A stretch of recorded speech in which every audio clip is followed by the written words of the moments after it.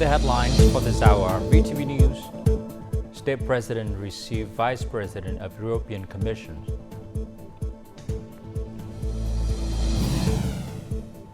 And 5 workers killed in QUANG mining accident.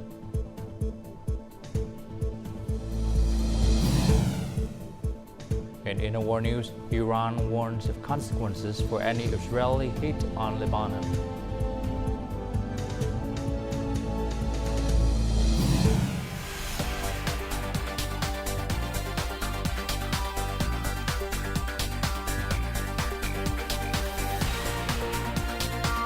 Broadcasting from Hanoi, the capital of Vietnam. VTV News starts right now. Hello, it's 3 p.m. local time in Hanoi. You're watching VTV News. On Tuesday morning, while receiving Josep Borrell, Vice President of the European Commission and High Representative of the European Union for Foreign Affairs and Security Policies, who is on an official visit to Vietnam, State President Tô Lâm thanked the European Union for sending a representative to attend the state funeral of Party General Secretary Nguyễn Phú Trọng. He expressed respect for the General Secretary's significant contributions to promoting Vietnam-EU relations. In the future, State President Tô Lâm suggested promoting delegation exchanges, especially at high levels, to enhance political trust and create momentum for cooperation in all fields, as well as toward upgrading relations. He emphasized the importance of effectively implementing the Vietnam-EU Comprehensive Partnership and Cooperation Agreement and the EVFTA.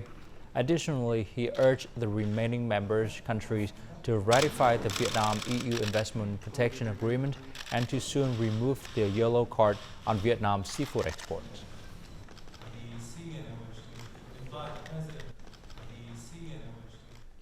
On Tuesday morning, Prime Minister Phạm Minh Chính attended and chaired the conference on the disseminations and implementations of a number of laws and resolutions of the 15th National Assembly, organized by the government in coordination with the National Assembly Standing Committee and relevant agencies.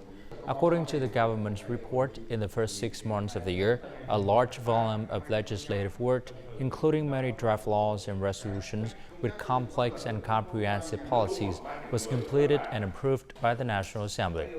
During this period, the government issued 75 decrees, 131 resolutions, and more than 8,300 related directives and administrative documents. The Prime Minister also requested strict compliance with the law on the promulgation of legal documents.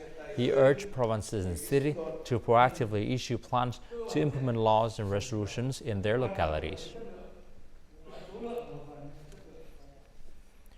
E-commerce sales in Vietnam are likely to surpass the $30 billion mark by the end of 2024, thanks to local growing consumer trends that help drive up online sales via e-platforms. According to Ministry of Industry and Trade, on average, Vietnamese consumers spend approximately $31.6 million per day on major e-commerce platforms such as Shopee, Lazada, Tiki, Sendal, and TikTok Shop.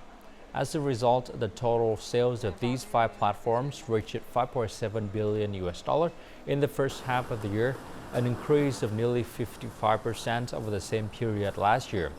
This rate is significantly higher than the 7.4% growth rate of the retail industries in the first 6 months of the year. Many new forms of shopping have also developed strongly, including live streaming and multi-channel sales. The customs sector is focused on streamlining import-export activities while ensuring transparency and tackling smuggling, illegal transportations, origin fraud, and unlawful transit of goods. To meet these objectives, the agency is prioritizing risk management to maintain transparencies and accuracies in custom clearance. The Haiphong Customs Department has seized over 7.6 tons of ivory and ivory products in what is being called the largest smuggling case ever at Haiphong Port. Despite the smugglers' sophisticated tactics, which included routing shipments through multiple countries, falsifying recipient details, and blending ivory with other goods, the customs agency uncovered this massive illegal operation through rigorous customs and cargo screening. Với số lượng lớn This large shipment of ivory, primarily sourced from Africa, is transported through numerous intermediate ports to obscure its origin. Smugglers even go so far as to disguise the ivory into wooden blocks in an effort to evade detection by customs screening procedures. The container screening area at Haiphong Port acts as a magic eye for spotting illegal and smuggled goods. With modern equipment and active efforts to gather information on smuggling routes, both domestic and international, these methods will play a crucial role in fighting smuggling. With the support of advanced equipment from the industry and enhanced risk management by customs agencies, along with close coordination with other sectors, we are confident that illegal wild animal transport through border gates and seaports will be swiftly detected.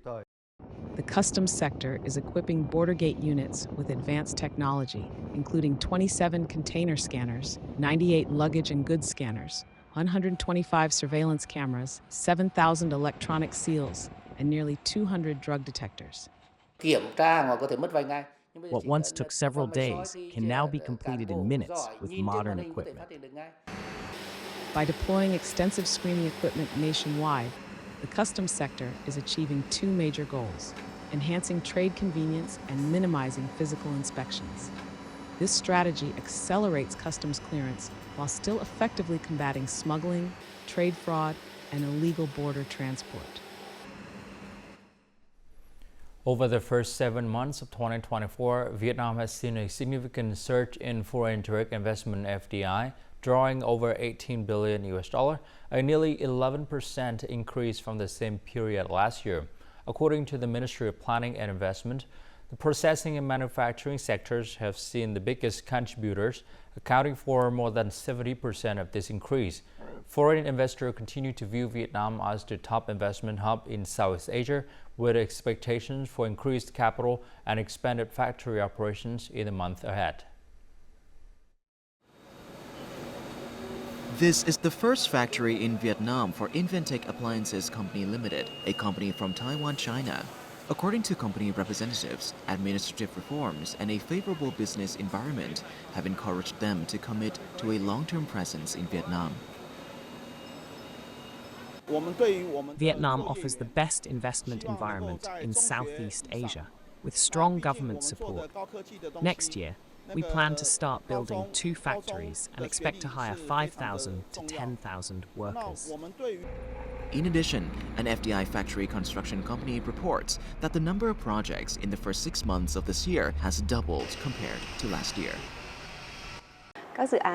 With a 60% increase in projects, we need to hire 300 more engineers by year-end to oversee factory projects. Favorable geography, preferential mechanisms, and skilled labor are among the 3 key factors driving foreign investors to commit to sustainable investment in Vietnam. Businesses are highly interested in 2 key roles: industrial engineers, who optimize and improve production processes, and supplier quality engineers, SQEs, who manage and ensure the quality of suppliers. As they scale up in investment and production, foreign investors are now prioritizing the construction of green factories and emission-reducing production lines. This shift aims to meet local investment requirements and align with export standards for Europe and America. According to the General Statistics Office, the Consumer Price Index (CPI) in July increased by 0.48% compared to the previous month, and the average CPI from the beginning of the year to date increased by 4.12% compared to the same period last year. The main reason for the increase in the Consumer Price Index in July compared to the previous month were rising domestic petrol prices, higher demand for electricity, and increased health insurance premiums adjusted according to the new basic salary. In the 0.48% increase in July, 10 groups of goods and services saw price index increases, while only the postal and telecommunications group had stable prices. The textiles and garment market saw many improvements in the first half of this year, with export increasing by 5% compared to the same period last year. However, the ability to localize Vietnam textiles and garment export product is still low. To take advantage of the Comprehensive and Progressive Agreement for Trans-Pacific Partnership (CPTPP), the textiles and garment industry is now focusing on promoting the localization rate. This enterprise invested in design and product diversity to meet the demands of export markets like the US, Japan, Europe, and Australia. To achieve this, it invested in developing a closed production chain, including spinning, weaving, dyeing, and sewing. Currently, the localization rate of the enterprise products have reached 50 to 100%, depending on the type. We are focusing on investing more in product design and innovating fabric technology to meet more customer requirements. We develop our products from our own fabric. It is an important factor that determines our order is accepted by the customer. Some textile and garment enterprises invest in developing more domestic markets and reducing dependence on international markets. Now, our market balances to 50% export and 50% domestic. We directly contact brands to support them with everything from design to product launch. That's why the output increased sharply compared to before. Currently, most textile and garment enterprises import about 70% of their raw materials and accessories. The localization rate of the entire industry is only about 47%. Promoting the localization of textile and garment is a pressing issue. We build connections throughout the textile industry. This increases the proportion of domestic supply and gradually reduces imports from foreign suppliers. The Ministry of Industry and Trade has collaborated with relevant units to establish a raw material trading center. This center will focus on distribution of raw materials, investment, technology transfer, and transactions between domestic and foreign enterprises. It presents an opportunity to remove bottlenecks in raw materials in the near future. Before moving on to some of the news, let's take a look at foreign exchange rate for today, July 30th.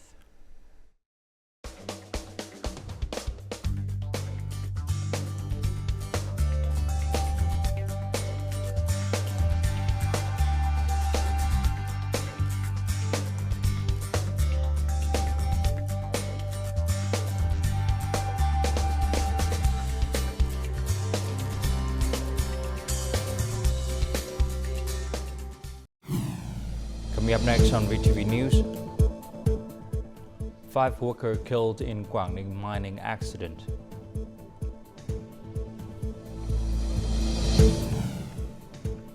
And crackdown on child trafficking intensified.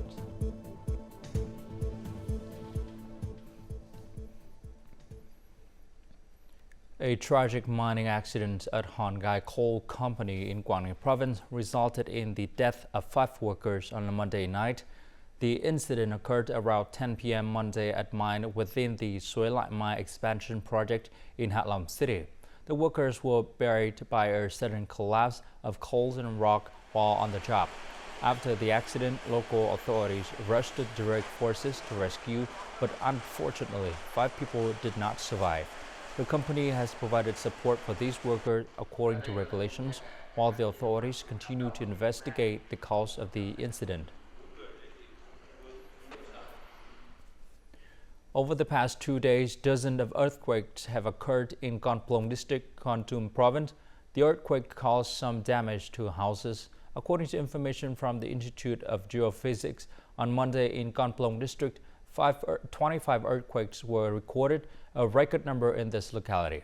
The earthquake had a magnitude of 2.5 to 3.7 and a depth of about 8.1 to 8.2 kilometers. The disaster risk level is 0, meaning it does not cause strong shaking or affect people.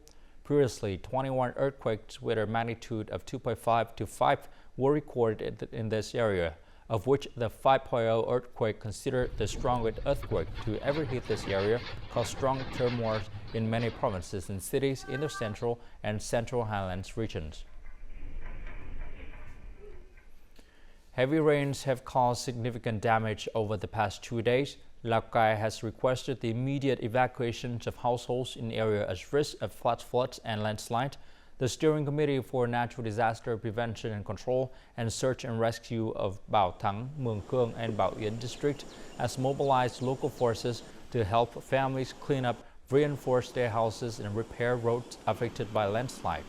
These districts also need to check on households living in an area at risk of landslide, flash floods, and inundations to create timely evacuation plans and post warning signs in high-risk areas. Since the beginning of the year, human trafficking cases in Vietnam have grown more complex, with discoveries and prosecutions rising by 21% compared to last year.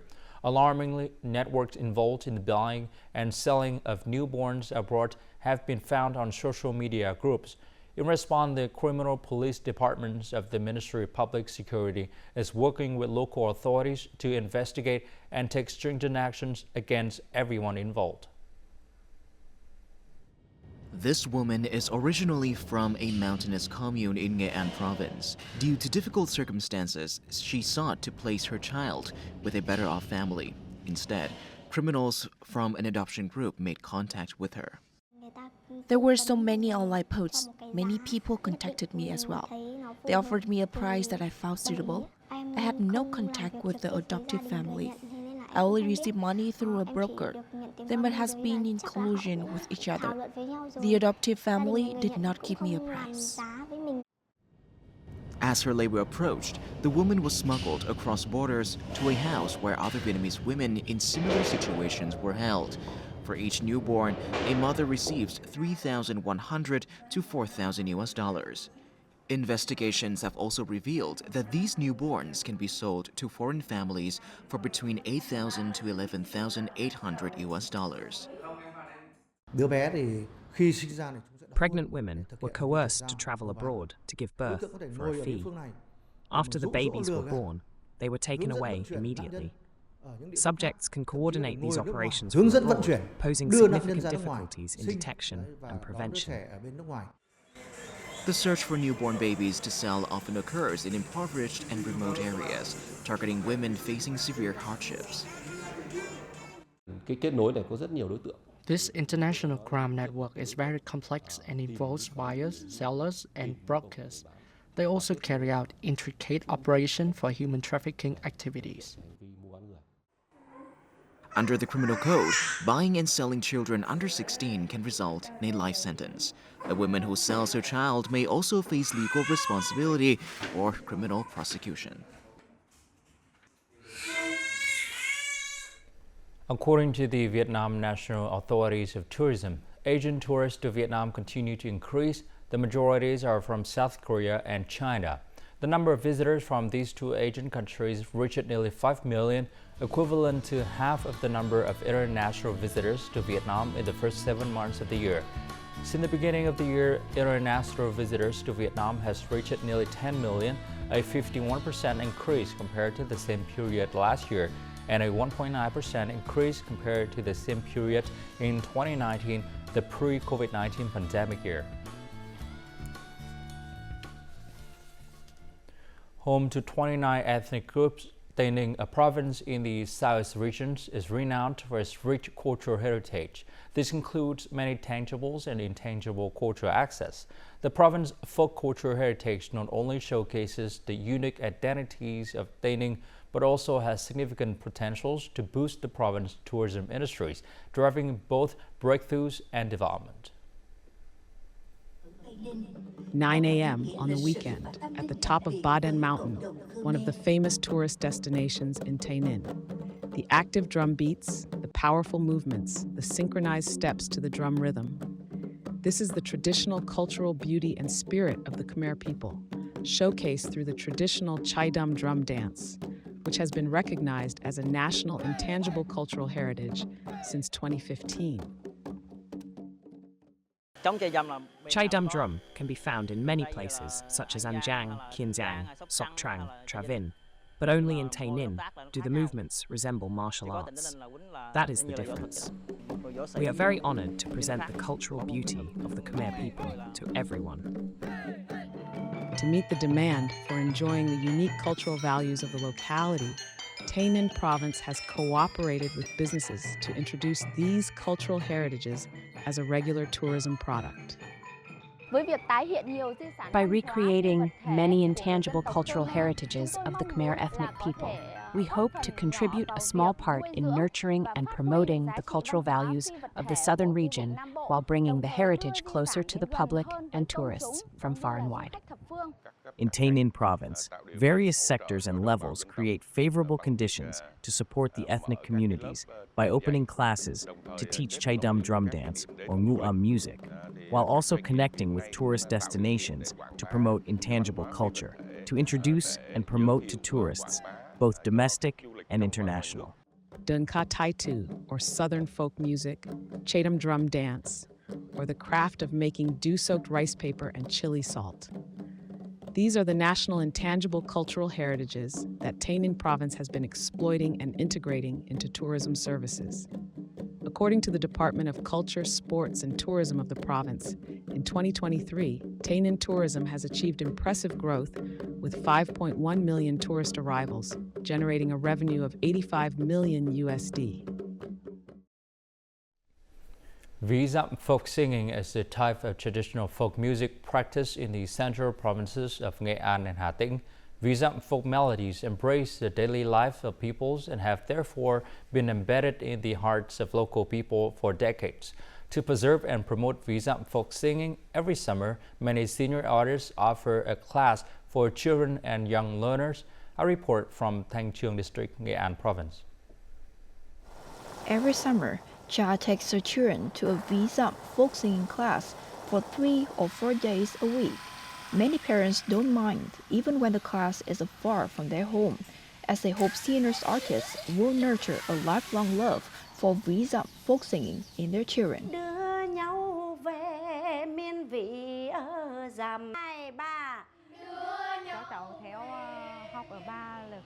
My children have joined the singing class for more than 2 years. It's very difficult to find a folk singing class near my house, so I don't mind taking them to this class, even when we have to travel nearly 30 kilometers to come here. I always support my children's interests. I open a free folk singing class at home and have operated the class since 2011. I have taught almost every day during the summer months. As I was awarded the title of People's Artist, I became more aware of my responsibility in preserving the local cultural heritage.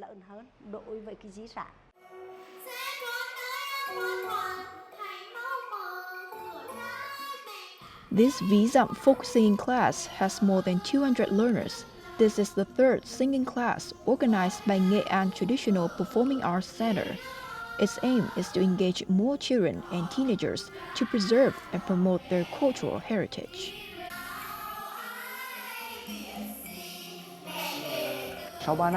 After 3 years since its establishment, the class has attracted a large number of children. They all love this art of folk singing. Their parents are very supportive. I never miss a day of learning. I want to preserve and promote traditional folk music. I've joined this class since last summer. I want to introduce my hometown's traditional folk music worldwide. Coming up next in our War News, Iran warns of consequences for any Israeli hit on Lebanon.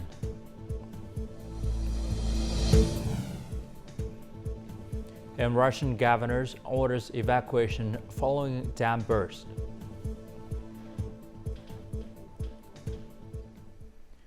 Any Israeli attack on Lebanon will have severe consequences, Iranian President Masoud Pezeshkian said in a phone call with French counterpart Emmanuel Macron, Iran state media reported on Monday. In turn, French President Macron said Iran had a role to play in avoiding escalation in Lebanon-Israel tensions by halting support to destabilizing players.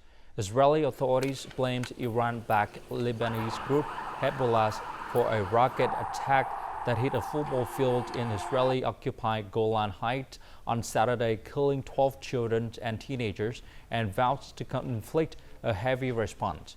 Hezbollah denied any responsibility for the strike. Several countries, including the US, UK, and France, also issue urgent travel advisories on Sunday, urging their citizens to avoid travel to Lebanon or to leave the country immediately. The governors of Russia West Central Chelyabinsk regions ordered preventative evacuations in a small city on Monday after heavy rain caused a dam to burst last week. The evacuations were underway in the city of Mias, which has roughly 160,000 residents. According to Russian media, there is a risk that the water will reach residential houses. Therefore, a decision had been made to start the preventive evacuations for residents to ensure their safety. Strong rains last week burst 100-meter sections of a dam, prompting officials on Friday to evacuate several villages in the southern Ural Mountains. Platypus Rescue Headquarters, the world's largest and first of its kind conservation center in Australia, has welcomed its founding populations as part of a project to advance understanding of the monotremors reproductive biology and stem their decline in the face of climate change and habitat loss. More to follow. 4 platypuses, 2 females and 2 males, were released into a custom-built research facility at Taronga Western Plains Zoo in Dubbo, about 390 kilometers northwest of Sydney, and immediately made themselves at home. Since 1943, there's only been 23 platypus born in zoos, and a lot of those we don't have today. A lot of them haven't survived. Featuring multi-tiered streams, numerous pools, earth banks for burrowing and waterfalls, the state-of-the-art facility will help researchers using CCTV, thermal imaging, and environment data loggers to observe and study the platypus in a natural-like, real-time setting. This centre allows us to study platypus like we never have been able to before. We have CCTV cameras rolling, we have thermal imaging, we have environmental data loggers, and what we're going to learn is what are the factors that increase reproductive success. We want to know how can we breed these platypus and hopefully return offspring back to the wild. Estimates on the current population, which live along Australia's east coast and in Tasmania, vary widely, from 30,000 to some 300,000. Mager said there's been a 40% range reduction from their original distribution. Concerns about the platypus going extinct have been heightened since the Black Summer bushfires, which occurred in late 2019 and early 2020 on the back of a drought, devastated 12.6 million hectares of bush, nearly the size of Greece. And now let's continue with the weather forecast.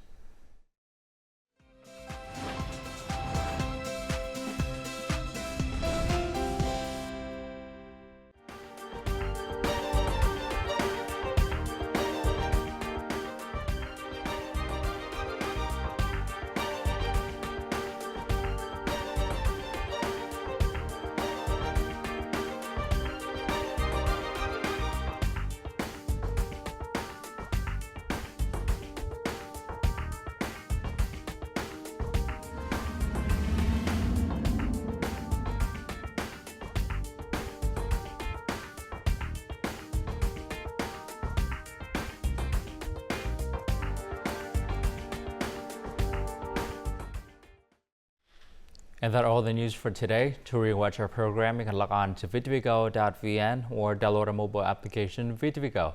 Thanks for watching and goodbye for now.